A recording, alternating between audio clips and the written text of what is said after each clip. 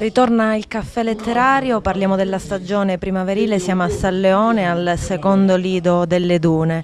Stamani la conferenza stampa di presentazione.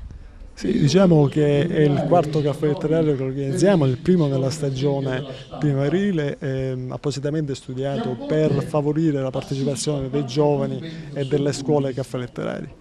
I temi sono sempre quelli, l'affermazione della legalità, che noi riteniamo sia un valore assoluto su cui i giovani devono investire il proprio futuro. Quali sono i libri che verranno presentati?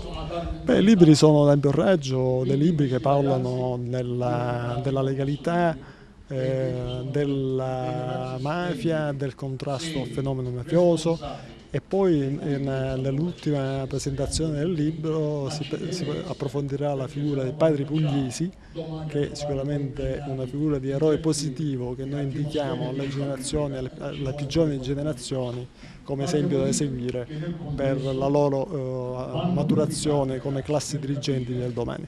Qual è lo spirito dell'iniziativa della Polizia di Stato?